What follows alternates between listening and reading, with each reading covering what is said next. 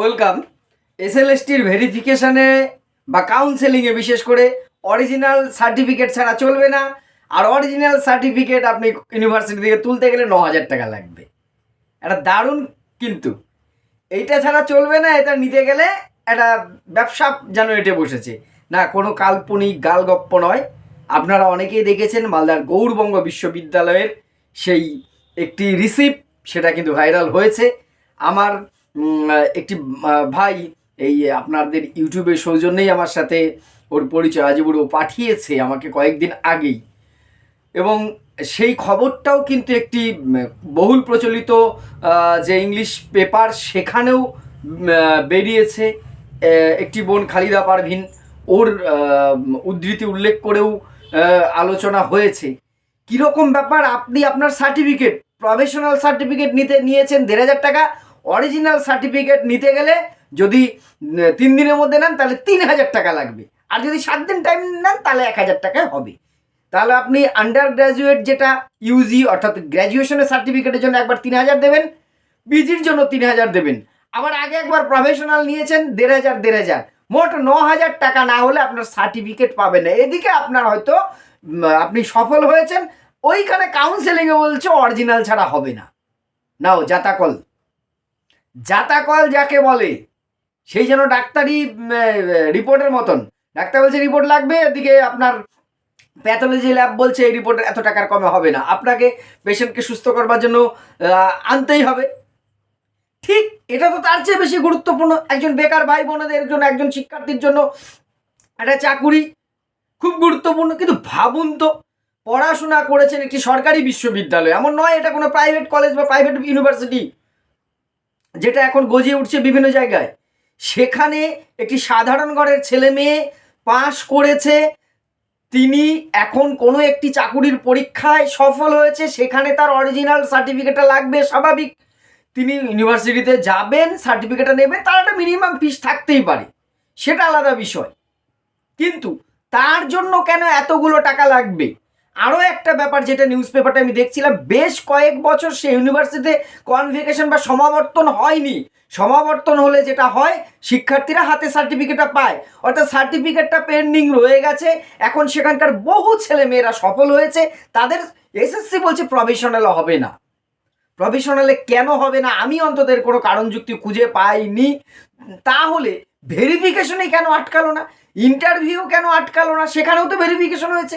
ভেরিফিকেশনের সময়টা একটা বলে দিতে পারতো যে প্রফেশনাল কোনো সার্টিফিকেট হবে না। যাই হোক, সেটা ভালোর জন্য বলেছে, কিন্তু কাউন্সেলিংয়ে এখন অরিজিনাল লাগবে।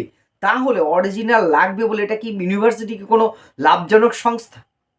আমরা তো যতটুকু জানি, যে কোনো শিক্ষা প্রতিষ্ঠান, সরকারি শিক্ষা প্রতিষ্ঠান অলাভজনক সংস্থা। কারণ এখানে লাভ অবশ্যই লাভজনক, আর্থিকভাবে অলাভজনক। মানব সম্পদের উন্নয়নের জন্য অবশ্যই লাভজনক। একটা দেশের মানব সম্পদ, হিউম্যান রিসোর্সের ডেভেলপমেন্ট করে একটা ছোট থেকে বড় যে কোনো শিক্ষা প্রতিষ্ঠান বিভিন্ন দিক দিয়ে। কিন্তু একটা প্রাথমিক বিদ্যালয় থেকে বিশ্ববিদ্যালয় পর্যন্ত সব জায়গাতেই যে পরিকাঠামো তৈরি হয়, শিক্ষকদের বেতন থেকে শুরু করে অন্যান্য সমগ্র খাতে যে কোনো একটা সিস্টেমের, রাষ্ট্র ব্যবস্থার বহু টাকা খরচ করতে আমাদের মতন দেশে এটাই স্বাভাবিক, এটাই দস্তুর বা এটাই নিয়ম। সেটা না থাকলে আমাদের মতো সাধারণ ঘরের ছেলেমেয়েরা আজকে এইটুকু 2-1 অক্ষর যাই শিখেছে, আমরা সেটা শিখতেই পারতাম না। আজকে ভাবুন, সেই গরিব ছেলে মেয়েগুলো বা সাধারণ গরিব ধনী যাই হোক না কেন, তিনি একটি সরকারি ইউনিভার্সিটিতে পড়েছেন, তার সেই সনদ, তার সেই সার্টিফিকেট, শংসাপত্র সেটি তিনি পাবেন, অর্থাৎ তিনি কৃতকার্য হয়েছেন।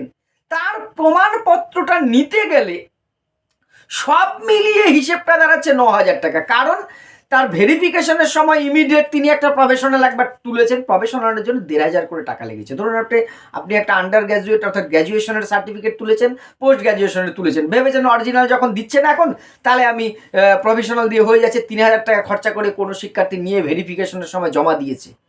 এইবার স্কুল সার্ভিস কমিশন কাউন্সেলিংয়ে তিনি ইন্টারভিউ উত্তীর্ণ হয়েছে, কাউন্সেলিংয়ে গেছে, এবার স্কুল সার্ভিস কমিশন বলছে এবার তুমি অরিজিনাল নালে হবে না। এইবার সেই শিক্ষার্থীটা আবার অরিজিনাল আনতে গেছেন, এইবার বলছে পোস্ট গ্র্যাজুয়েটের জন্য তুমি যদি 3 দিনের মধ্যে নিতে যাও তাহলে 3,000 টাকা দাও, আর আন্ডার গ্র্যাজুয়েটের জন্য সেটার জন্য 3,000 টাকা, আর তোমার হাতে যদি 7 দিন টাইম থাকে তাহলে 1,500, 3,000 হবে। সর্বোচ্চ যদি ধরুন আগে একবার 3,000 দুটোর জন্য দিয়েছেন, আবার 3, 6,000, 9,000 টাকা পর্যন্ত একজন শিক্ষার্থীকে দিতে হবে, তিনি পাস করেছেন সার্টিফিকেটটা নেবার জন্য। এটা কোন জায়গায় কি রকম পরিস্থিতি? দেখুন, রাজনীতি আমি টানতে এখানে চাইছি না। এটা সিস্টেম।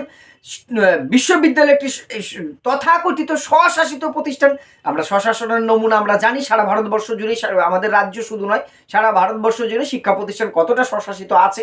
কারণ যে দল যখনই যে বা যারা ক্ষমতায় থাকুক না কেন, তারা এর মধ্যে নিয়ন্ত্রণ চায়। এই নিয়ন্ত্রণটা চেয়ে আজকে শিক্ষার অবস্থাটা বিভিন্ন দেশ জুড়ে একই অবস্থা হয়েছে। যেখানে যে কোনো অঙ্গরাজ্যে যে সরকারি এসছে, যে কেন্দ্রে যে সরকারি এসছে, আমার রাজ্যে যে সরকারি এসছে, এটা একটা নিয়ম হয়ে গেছে।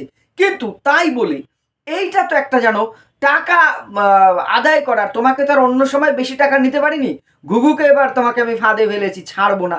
এবার আমি তো নিরুপায়, আপনি তো নিরুপায়। আমি তো এই টাকার জন্য চাকরির কাউন্সেলিং আমি অ্যাবসেন্ট হতে পারবো না। দেখুন, 3 দিনের মধ্যে সবাই নিচ্ছে কেন? 3,000 টাকা দিয়ে। যখন ফট করে নোটিশটা চলে আসছে, সবারই তাড়াহুড়ো যে না আমি আবার আসবো, আবার যাবো, যাক আমার এখন দরকার।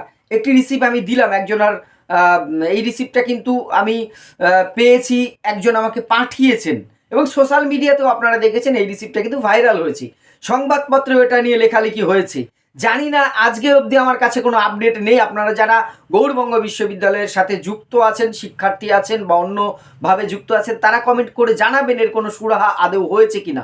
আমি অন্তত চাই এই ধরনের সুরাহাটা, মানে অব্যবস্থাটা সারা রাজ্যে কোথাও জানানো হোক। একজন চাকরি প্রার্থী এতদিন পরে সফল হয়ে একটি সুযোগ থেকে তিনি সফল হয়েছেন, সেখানেও যদি এইরকম ফাঁদ তৈরি হয়, সেটা খুব দুর্ভাগ্যজনক।